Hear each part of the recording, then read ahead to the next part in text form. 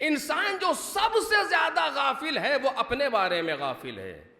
اور کاش وقت ہوتا کہ میں اس کے جزیات آپ کے سامنے بیان کرتا کہ سب سے زیادہ جو ہمارے یہاں غفلت پائی جاتی ہے وہ اپنے لیے پائی جاتی ہے. سوچتا ہی نہیں انسان اپنے بارے میں. گھر کے بارے میں سوچے گا, دکان و مکان کے بارے میں سوچے گا, بیوی بچوں کے بارے میں سوچے گا, دوست و احباب کے بارے میں سوچے گا, اپنے بارے میں نہیں سوچتا.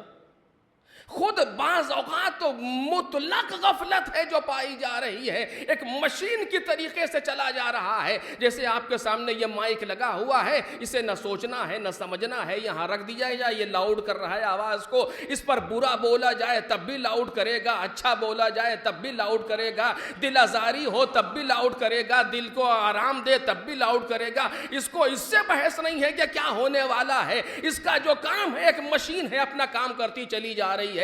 اسی طریقے سے بعض لوگ ہوتے ہیں جنہیں کچھ کہنا ہے, مثلا دل آزاری ہوگی تب بھی کہنا ہے, غیبت ہوگی تب بھی کہنا ہے, تہمت ہوگی تب بھی کہنا ہے, کوئی راضی ہوگا تب بھی کہنا ہے, کسی کو اذیت ہے تب بھی کہنا ہے. نہیں کہتے چلے جا رہے ہیں, نہ سوچ رہے ہیں نہ فکر کر رہے ہیں, کسی چیز پر توجہ نہیں ہے. کیوں؟ اس لیے کہ غفلت مانے ہے. یہ انسان بے دین نہیں ہے, یہ انسان گمراہ نہیں ہے, یہ انسان مخالف دین و شریعت نہیں ہے, یہ انسان کسی غرض و مرض کا شکار نہیں ہے, اس انسان میں کوئی بیماری نہیں ہے, صرف غفلت کا شکار ہے. توجہ کریں, صرف غفلت کا شکار ہے. ہم کو اپنے آپ کو غفلت سے بالآخر دور کرنا ہے. یہ قرآن مجید کا بڑا خطرناک موضوع ہے جسے قرآن مجید نے بیان کیا ہے. میرے عزیزوں, میں سچ کہہ رہا ہوں آپ سے, اگر غفلت کی بیماری لگ گئی تو یاد رکھے کینسر سے زیادہ مہلک ہے, کینسر سے زیادہ مہلک ہے. اگر ہم غفلت کے مریض ہو گئے اور ہمارے اندر بیداری پیدا نہ ہوئی, بیداری سے مراد, اب میں عرض کر رہا ہوں کہ وقت نہیں ہے کہ میں بہت واضح گفتگو کروں آپ کے سامنے, نہیں, ہر مسئلے پر ہمیں بیدار ہونا چاہیے, اپنے دین کے لیے, اپنی دنیا کے لیے, اپنے سماج کے لیے, اپنے قوم کے لیے, اپنے معاشرے کے لیے, اپنے خاندان کے لیے, اپنی سوسائٹی کے لیے. ہر چیز کے بارے میں کیا کر رہے ہو, کیسے کر رہے ہو, کیوں کر رہے ہو, کیا ہو رہا ہے, ہر چیز کے بارے میں دلیل ہونا چاہیے, ہر چیز کے بارے میں گفتگو ہونی چاہیے. کسی بات کو نہ بے سوچے سمجھے قبول کریں, نہ کسی بات کو بے سوچے سمجھے رد کریں. ایک صلوات پڑھیں محمد اور آل محمد.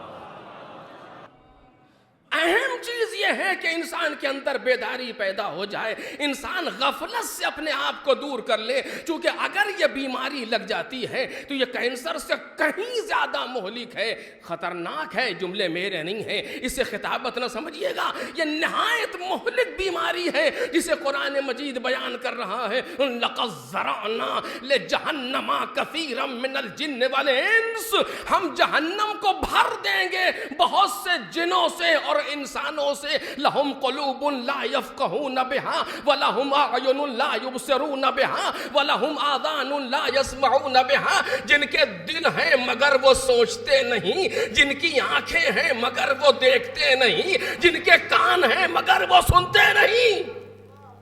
یہ قرآن مجید کیا اندھے بہروں سے گفتگو کر رہا ہے, ان کی منقصد بیان کر رہا ہے؟ جی نہیں, یہ آنکھ والوں سے کہہ رہا ہے, چونکہ خود ہی کہہ رہا ہے لہم قلوب لا یفقہون بہا, دل ہیں مگر سوچتے نہیں, اعین آنکھیں ہیں مگر دیکھتے نہیں, آذان ہیں مگر سنتے نہیں ہیں. اولئک کالانعام, یہ جانوروں جیسے ہیں. توجہ کریں, یہ جانوروں جیسے ہیں. چونکہ جانور کبھی سوچ کے کام نہیں کرتا, جانور کبھی بیدار ہو کر کے کام نہیں کرتا, جو فیڈ ہے اسی پر چلا جا رہا ہے. اسے یہ نہیں دیکھنا کہ یہ کھیت ہمارا ہے یا پرائے کا ہے, اسے یہ نہیں دیکھنا یہ چیز ہماری ہے کہ نہیں ہے, بس جو ہے اسی طریقے سے چلا جا رہا ہے اور وہ زندگی گزار رہا ہے. کچھ لوگ ہیں جو حیوانوں کی طریقے سے چلے جا رہے ہیں, نہ سوچنا ہے, نہ سمجھنا ہے, نہ دیکھنا ہے, نہ سننا ہے. اولئک کالانعام بل ہم اضل, یہ جانوروں جیسے ہیں بلکہ اس سے بھی پست ہیں. توجہ کریں آپ, اب اس سے زیادہ قرآن مجید آخر کیا کہے؟